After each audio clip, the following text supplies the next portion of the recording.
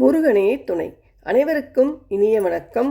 ஆன்மீகம் ஸ்டார்ட்ஸ் உங்களை அன்புடன் வரவேற்கிறது. பதிவு என்னவென்றால், கார்த்திகை முதல் சோமவாரம் 2024 எப்படி விரதம் இருந்தால் சிவனிடம் கேட்டது கிடைக்கும் என்பதை பார்க்கலாம். நாளைக்கு சோமவாரம், முதல் வார சோமவாரம். கார்த்திகை மாதத்தில் வரும் சோமவாரத்திற்கு தனி சிறப்பு உண்டு.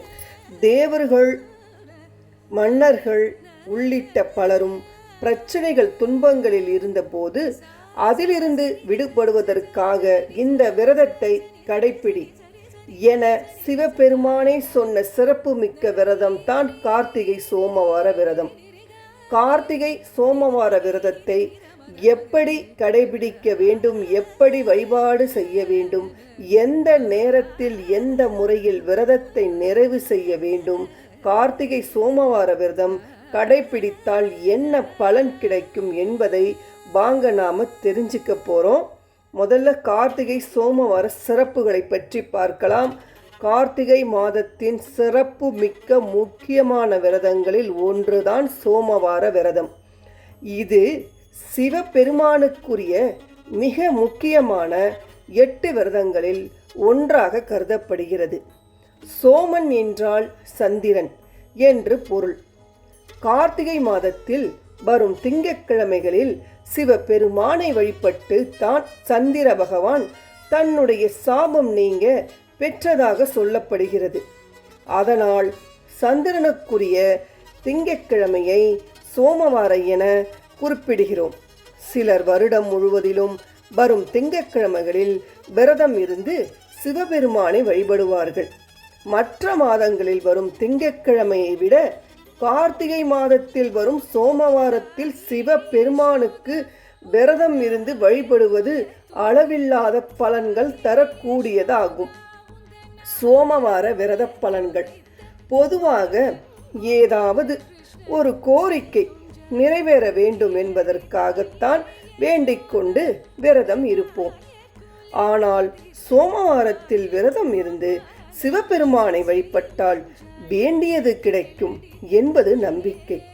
ஆனால் கார்த்திகை மாத சோமவாரத்தில் விரதம் இருந்தால் நாம் சிவபெருமானிடம் வேண்டிக் கொண்ட விஷயம் மட்டுமல்ல, நமக்கு இதெல்லாம் நடக்குமா என ஏக்கம், சந்தேகத்துடன் நீங்களே நம்பிக்கை இழந்த விஷயம் கூட நடக்கும். அப்படிப்பட்ட அற்புத பலன்களை தரக்கூடியது இந்த கார்த்திகை சோமவார விரதம். குழந்தை, திருமணம், நோய் தீர வேண்டும், துன்பங்கள் விலக வேண்டும் என என்ன கோரிக்கை நிறைவேற வேண்டும் என வேண்டிக் கொண்டு விரதம் இருக்கிறோமோ அதை அப்படியே சிவபெருமான் நடத்தி வைப்பார். கார்த்திகை சோமவார விரதம் 2024. இந்த ஆண்டு கார்த்திகை மாதம் 5 சோமவாரங்கள் வருகிறது. பொதுவாக ஒரு மாதத்தில் 4 வாரங்கள் தான் வரும். ஆனால் கார்த்திகை சோமவாரத்திற்கு மட்டும் மார்கழி மாதத்தில் வரும் முதல் திங்கட்கிழமையும் கணக்கில் எடுத்துக் கொள்வார்கள். 5 என்பது சிவபெருமானுக்குரிய எண்ணாகும். பஞ்சபூதங்களில் வடிவமாகவும் பஞ்சாட்சரனாக இருக்கக்கூடியவர் சிவபெருமான் என்பதால் அவருக்கு 5 வாரங்கள் விரதம் இருந்து வழிபட வேண்டும். இந்த ஆண்டு முதல் கார்த்திகை சோமவாரம் நவம்பர் 18ஆம் தேதி வருகிறது, அதாவது நாளைக்கு. 2வது சோமவாரம் நவம்பர் 25ஆம் தேதியும், 3வது சோமவாரம் டிசம்பர் 2ஆம் தேதியும், 4வது சோமவாரம் டிசம்பர் 9ஆம் தேதியும், கடைசி வார சோமவாரம் டிசம்பர் 16ஆம் தேதி, அதாவது மார்கழி முதல் தேதி என்று வருகிறது. கார்த்திகை சோமவார விரதம் முறை. கார்த்திகை மாதம் 2024 முதல் சோமவாரத்தன்று அதிகாலையில் எழுந்து தலைக்கு குளித்துவிட்டு வீட்டில் உள்ள சிவபெருமானின் படம், சிவலிங்கம் அல்லது முருகப்பெருமான் படத்தை எடுத்து வைத்து அதற்கு வில்வ இலைகளால் அர்ச்சனை செய்ய வேண்டும். கார்த்திகை சோமவாரத்தன்று வில்வத்தால் சிவனுக்கும் முருகப்பெருமானுக்கும் அர்ச்சனை செய்தால் கோடி மலர்களை கொண்டு அர்ச்சனை செய்து வழிபட்ட பலன் கிடைக்கும். வில்வம் கிடைக்கவில்லை என்றால் மற்ற பூக்களை கொண்டு அர்ச்சனை செய்ய வழிபட வேண்டும்.